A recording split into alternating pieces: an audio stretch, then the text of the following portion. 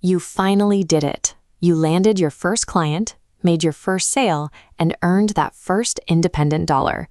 But the moment that money hits your account, a silent countdown ignites. Most first-year freelancers operate under the W-2 illusion. You assume this new income will be taxed exactly like your standard paycheck, where a corporate payroll department quietly handles the math in the background. But that HR safety net does not exist for the self-employed. There is no employer withholding a portion of your check for the IRS, and no one is paying into Social Security or Medicare for you. It is just you, the raw income, and a looming tax bill. To understand the bill, look at how standard FICA taxes work at a normal job. The IRS requires 15.3% of your income to fund Medicare and Social Security, but your employer splits this burden with you. You pay 7.65%, and the company matches that exact same amount. When you start a side hustle, you are the employee and the employer. You pay both halves. The entire 15.3% rests on one side of the scale.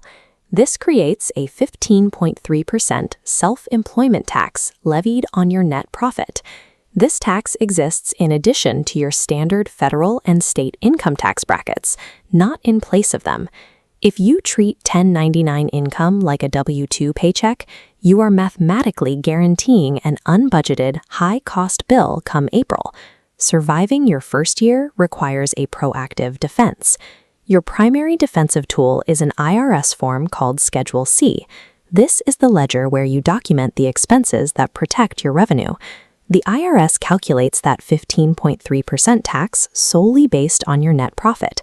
This simply means the tax only applies to the money left over after you officially subtract your business expenses.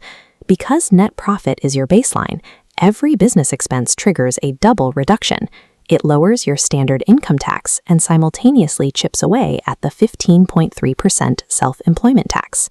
A home office, business niles, and equipment all drag those tax meters down.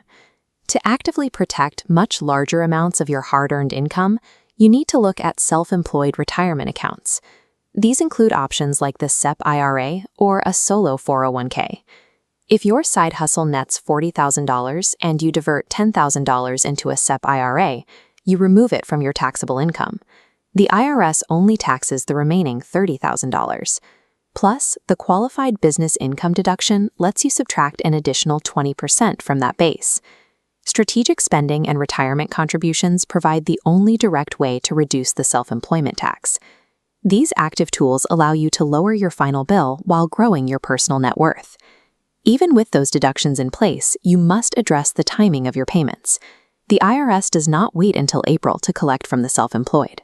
If you expect to owe more than $1,000 in federal taxes, the law strictly requires you to pay those taxes in installments throughout the year.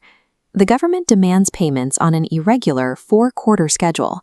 Your deadlines fall on April 15th, June 15th, September 15th, and January 15th. If you skip these dates and try to settle up next spring, the IRS applies an underpayment penalty. You can bypass this penalty entirely by using the safe harbor rule. If your quarterly installments equal 100% of last year's tax liability, you are immune to underpayment penalties. Hitting that 100% threshold keeps you safe, even if revenue triples. The quarterly clock replaces the standard year-end tax crisis with a predictable business routine. It treats your tax liability as a known, recurring operating expense. Knowing the tax code is only useful if you have the financial infrastructure to capture your data. You need a system. The first rule of independent business is to slam a wall between your personal and business funds. You must open a separate checking account the day you earn your first dollar. Routing all side hustle income and expenses through this single, isolated account allows you to use tracking software like Wave or QuickBooks.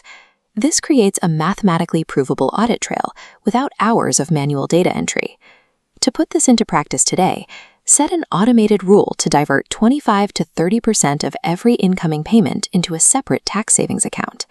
Next, mark the 4 quarterly tax deadlines on your calendar and begin capturing and categorizing every business receipt immediately. Your side hustle income is real money. Treating it like a rigorous, separated business is your only defense against the IRS. You must apply the same discipline to protect your earnings as you did to generate them.